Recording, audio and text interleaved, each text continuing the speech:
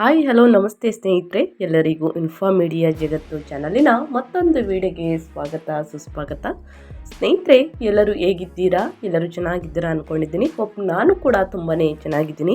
ಎಲ್ಲರೂ ಚೆನ್ನಾಗಿದ್ದೀರಾ ಅಂದ್ಕೊಂಡು ಭಾವಿಸ್ಕೊಂಡು ಇವತ್ತಿನ ಒಂದು ವಿಡಿಯೋನ ಶುರು ಮಾಡಿಬಿಡೋಣ. ಸ್ನೇಹಿತರೆ, ಇವತ್ತಿನ ಒಂದು ವಿಡಿಯೋದಲ್ಲಿ ಮಕರ ರಾಶಿಯವರ ಫಲ 2025ರಲ್ಲಿ ಸೆಪ್ಟೆಂಬರ್ ತಿಂಗಳಲ್ಲಿ ಸ್ನೇಹಿತರೆ ಏನೆಲ್ಲ ಬದಲಾವಣೆಯನ್ನು ನಿಮ್ಮ ಜೀವನದಲ್ಲಿ ನೋಡಲಿದ್ದೀರಿ.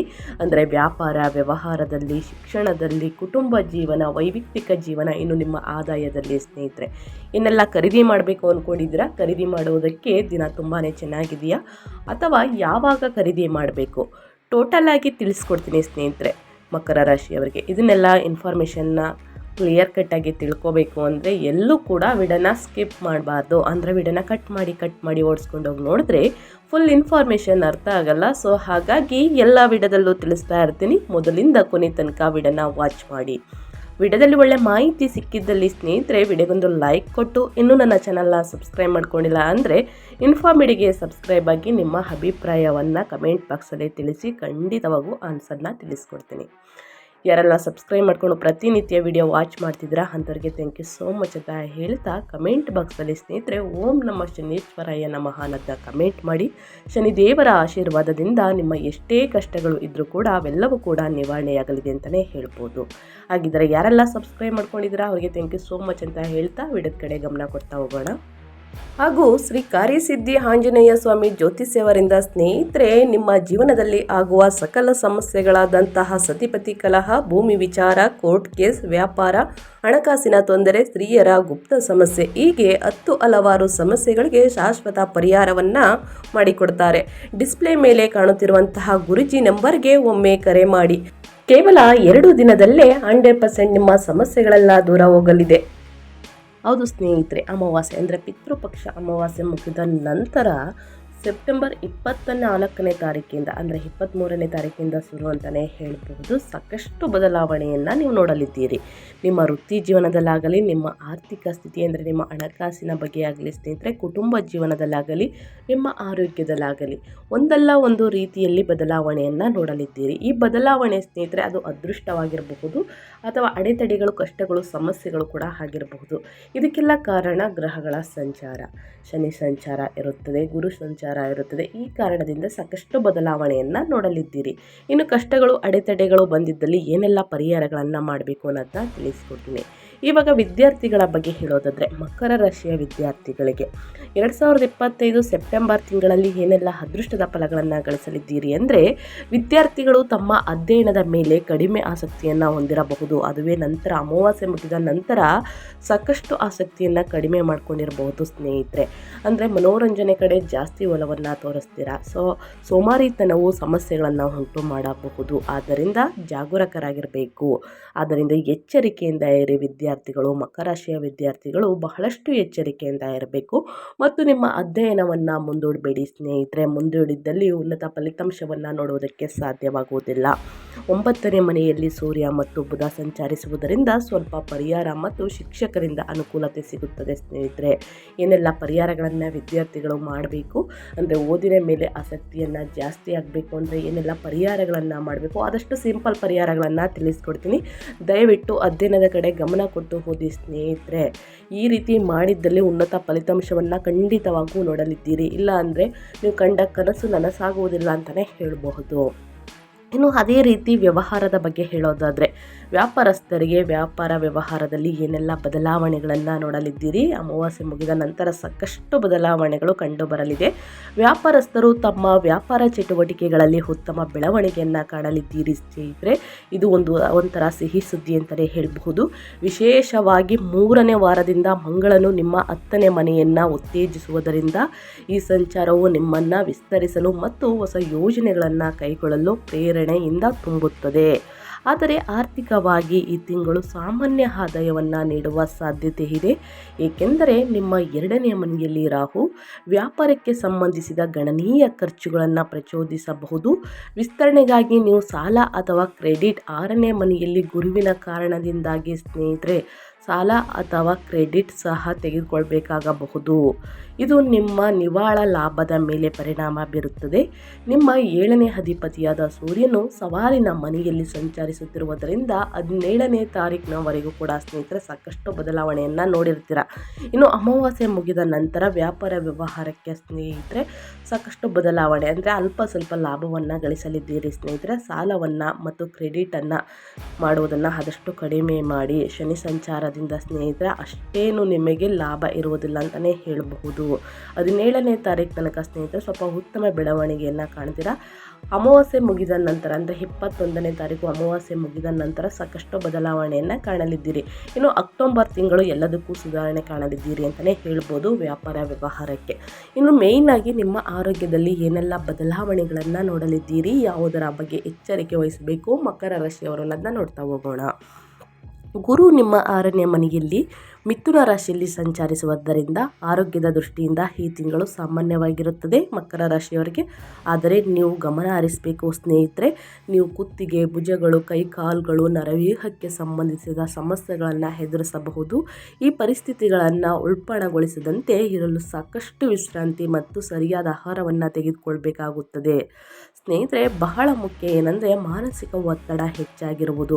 ಆದ್ದರಿಂದ ಸ್ನೇಹಿತರೆ ಧ್ಯಾನ, ಯೋಗ, ಮೆಡಿಟೇಷನನ್ನು ಮಾಡುವುದು ಬಹಳ ಮುಖ್ಯವಾಗುತ್ತದೆ ಸ್ನೇಹಿತರೆ.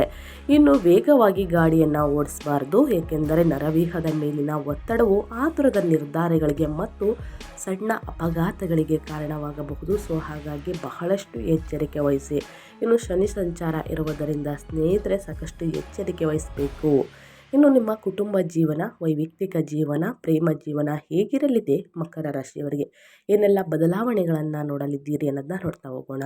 8ನೇ ಮನೆಯಲ್ಲಿ ಕೇತು ಮತ್ತು ಶುಕ್ರ ಸಂಚಾರದಿಂದ ಸ್ನೇಹಿತರೆ ನಿಮ್ಮ ಸಂಗಾತಿಯೊಂದಿಗೆ ಕೆಲವು ತಪ್ಪು ತಿಳುವಳಿಕೆಗಳಿರಬಹುದು. ಸಣ್ಣ ಪುಟ್ಟ ಮಾತುಗಳಿಗೆ ಸ್ನೇಹಿತರೆ ಜಗಳಗಳು, ವಾದ ವಿವಾದಗಳು ನಡೆಯಬಹುದು. ಬಹಳಷ್ಟು ಎಚ್ಚರಿಕೆ ವಹಿಸಿ.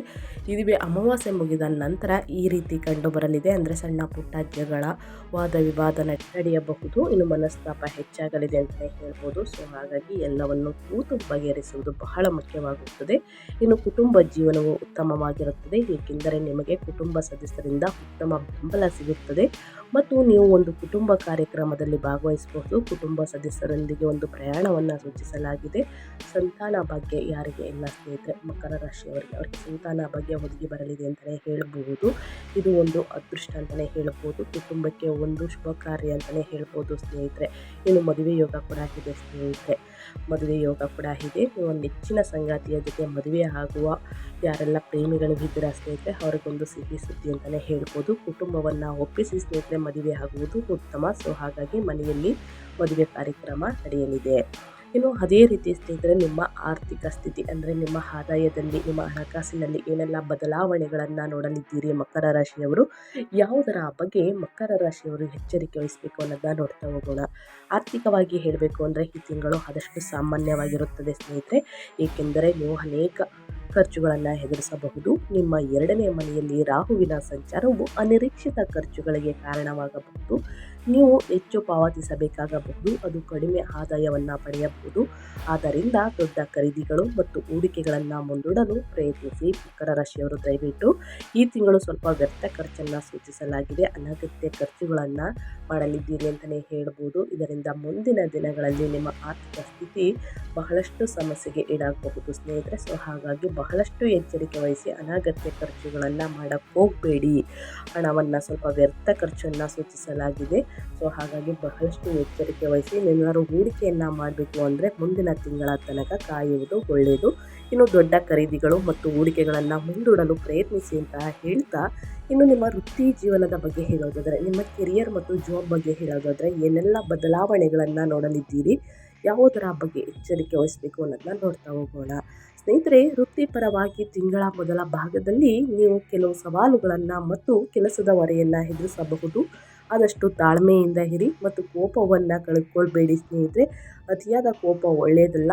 ನಂತರ 3ನೇ ವಾರದಲ್ಲಿ ಸ್ನೇಹಿತರೆ ಮಂಗಳ ಮತ್ತು ಶನಿ ಸಂಚಾರ ಇರುವುದರಿಂದ ನಿಮ್ಮ 10ನೇ ಮನೆಗೆ ಪ್ರವೇಶಿಸುವುದರಿಂದ ನೀವು ಸ್ವಲ್ಪ ಬದಲಾವಣೆಯನ್ನು ಮತ್ತು ಒತ್ತಡ ಕಡಿಮೆಯಾಗುವುದನ್ನು ಕಾಣಲಿದ್ದೀರಿ. ಇದರೊಂದಿಗೆ ಯಶಸ್ಸು ಸಾಧಿಸುವ ಶಕ್ತಿಯುತ ಪ್ರೇರಣೆ ಉಂಟಾಗುತ್ತದೆ. ಉದ್ಯೋಗ ಬದಲಾವಣೆಗಾಗಿ ಪ್ರಯತ್ನಿಸುತ್ತಿರುವವರಿಗೆ 2ನೇ ವಾರದ ನಂತರ ಸಕಾರಾತ್ಮಕ ಫಲಿತಾಂಶಗಳು ಸಿಗಲಿದೆ ಅಂತಲೇ ಹೇಳ್ಬೋದು. ಮಕರ ರಾಶಿಯವರಿಗೆ ಬಹಳಷ್ಟು ತಾಳ್ಮೆಯಿಂದ ವರ್ತಿಸುವುದನ್ನು ಕಲಿಯಿರಿ ಸ್ನೇಹಿತರೆ. ಕೋಪವನ್ನು ಆದಷ್ಟು ಕಳೆದುಕೊಳ್ಬೇಡಿ.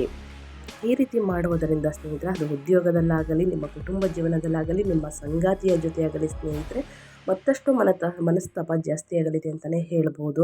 ಬಹಳಷ್ಟು ಎಚ್ಚರಿಕೆ ವಹಿಸಿ ಅಂತ ಹೇಳ್ತಾ, ಇನ್ನು ಒಟ್ಟಾರೆಯಾಗಿ ಹೇಳಬೇಕು ಅಂದರೆ ಸೆಪ್ಟೆಂಬರ್ ತಿಂಗಳಲ್ಲಿ ಏನೆಲ್ಲ ಬದಲಾವಣೆಗಳನ್ನು ನೋಡಲಿದ್ದೀರಿ ಅಂದರೆ, ಈ ತಿಂಗಳು ನಿಮಗೆ ಸ್ವಲ್ಪ ಸಾಮಾನ್ಯ ಸಮಯವಿರುತ್ತದೆ.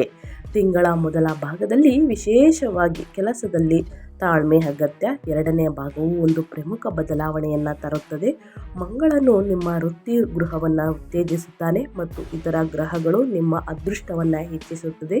ಆರ್ಥಿಕ ವಿಷಯಗಳಿಗೆ ಎಚ್ಚರಿಕೆ ನಿರ್ವಹಣೆ ಅಗತ್ಯವಿದ್ದರೆ ಕುಟುಂಬ ಜೀವನವು ಬಲದ ಮೂಲವಾಗಿರುತ್ತದೆ ಅಂತಲೇ ಹೇಳಬಹುದು. ಸೊ ಹೀಗಾಗಿ ಸ್ನೇಹಿತರೆ, ಕುಟುಂಬ ಜೀವನವು ಬಲವಾದ ಮೂಲವಾಗಿರುತ್ತದೆ.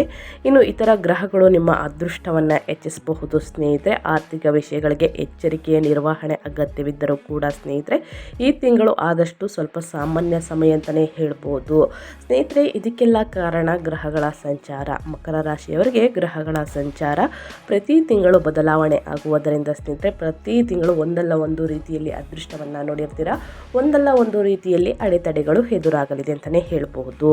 ಗುರು ನಿಮ್ಮ 6ನೇ ಮನೆಯಲ್ಲಿ, ಶನಿ ನಿಮ್ಮ 3ನೇ ಮನೆಯಲ್ಲಿ ಇರುವುದರಿಂದ ಸಾಕಷ್ಟು ಬದಲಾವಣೆಯನ್ನು ನೋಡಲಿದ್ದೀರಿ. ರಾಹು ನಿಮ್ಮ 2ನೇ ಮನೆಯಲ್ಲಿ ಮತ್ತು ಕೇತು ನಿಮ್ಮ 8ನೇ ಮನೆಯಲ್ಲಿ ಮುಂದುವರಿಯುತ್ತಾರೆ ಸ್ನೇಹಿತರೆ. ಈ ಅಡೆತಡೆಗಳಿಗೆ, ಕಷ್ಟಗಳಿಗೆ, ಸಮಸ್ಯೆಗಳಿಗೆ ಏನೆಲ್ಲ ಪರಿಹಾರಗಳನ್ನು ಮಾಡಬೇಕು ಅನ್ನೋದನ್ನ ತಿಳಿಸ್ಕೊಡ್ತೀನಿ. ಮೊದಲನೇದಾಗಿ ವಿದ್ಯಾರ್ಥಿಗಳಿಗೆ ಏಕಾಗ್ರತೆ ಹೆಚ್ಚಾಗಲು ಓದಿನ ಮೇಲೆ ಸ್ನೇಹಿತರೆ, ಪ್ರತಿದಿನ ಹನುಮಾನ್ ಚಾಲಿಸವನ್ನು ಓದಿ ಸ್ನೇಹಿತರೆ. ಹನುಮಾನ್ ಚಾಲಿಸವನ್ನು ಪಠಿಸುವುದರಿಂದ ಬಹಳ ಅಂದರೆ ಬಹಳ ಆಸಕ್ತಿ ಹೆಚ್ಚಾಗಲಿದೆ ನಿಮ್ಮ ಓದಿನ ಮೇಲೆ. ಇನ್ನು ಆರ್ಥಿಕ ಸ್ಥಿರತೆಗಾಗಿ, ಹಣಕಾಸಿನ ಬದಲಾವಣೆಗಾಗಿ 2ನೇ ಮನೆಯಲ್ಲಿ ರಾಹುವಿನಿಂದ ಅನಿರೀಕ್ಷಿತ ಖರ್ಚುಗಳನ್ನು ನಿಯಂತ್ರಿಸಲು ಅಂದರೆ ತಡೆಗಟ್ಟಲು ದುರ್ಗಾ ಸಪ್ತಶತಿಯನ್ನು ಜಪಿಸಿ ಅಥವಾ ದುರ್ಗಾದೇವಿಗೆ ಪ್ರಾರ್ಥನೆ ಸಲ್ಲಿಸಿ ಸ್ನೇಹಿತರೆ. ಎಲ್ಲದೂ ಕೂಡ ಒಳಿತಾಗಲಿದೆ. ಇನ್ನು ವ್ಯಾಪಾರದಲ್ಲಿ, ವ್ಯವಹಾರದಲ್ಲಿ, ನಿಮ್ಮ ಕುಟುಂಬ ಜೀವನದಲ್ಲಿ ಸ್ನೇಹಿತರೆ ಬಹಳಷ್ಟು ಅದೃಷ್ಟವನ್ನು ನೋಡುವುದಕ್ಕೆ, ಲಾಭವನ್ನು ಗಳಿಸುವುದಕ್ಕೆ ಸ್ನೇಹಿತರೆ ಮಂಗಳವಾರದಂದು ಹನುಮಾನ್ ಚಾಲಿಸವನ್ನು ಪಠಿಸಿ ಹನುಮಾನನ್ನು ಪೂಜಿಸಿ ಒಳಿತಾಗಲಿದೆ. ಇನ್ನು ಸ್ನೇಹಿತರೆ, ಕೇತು ಪ್ರಭಾವವನ್ನು ಕಡಿಮೆ ಮಾಡಲು ಶುಕ್ರವಾರ ಸ್ನೇಹಿತರೆ ದೇವಿ ದೇವಸ್ಥಾನದಲ್ಲಿ ಬಿಳಿ ಸಿಹಿ ತಿಂಡಿಗಳನ್ನು ಬಡವರಿಗೆ ಮತ್ತು ನಿರ್ಗತಿಕರಿಗೆ ಅರ್ಪಿಸಿ ಅಂತ ಹೇಳ್ತಾ ನಾನು ವಿಡಿಯೋನ ಎಂಡ್ ಮಾಡ್ತಾ ಇದ್ದೀನಿ. ಇವತ್ತಿನ ಒಂದು ವಿಡಿಯೋದಲ್ಲಿ ಒಳ್ಳೆ ಮಾಹಿತಿ ಸಿಕ್ಕಿದ್ರೆ ತಪ್ಪದೆ ವಿಡಿಯೋಗೊಂದು ಲೈಕ್ ಕೊಟ್ಟು, ಇನ್ನು ನನ್ನ ಚಾನಲ್ನ ಸಬ್ಸ್ಕ್ರೈಬ್ ಮಾಡ್ಕೊಂಡಿಲ್ಲ ಅಂದರೆ ಇನ್ಫಾರ್ಮಿಡಿಗೆ ಸಬ್ಸ್ಕ್ರೈಬ್ ಆಗಿ, ಕಮೆಂಟ್ ಬಾಕ್ಸಲ್ಲಿ ಓಂ ನಮಃ ಶನೇಶ್ವರಾಯ ನಮಃ ಅಂತ ಕಮೆಂಟ್ ಮಾಡಿ ಸ್ನೇಹಿತರೆ.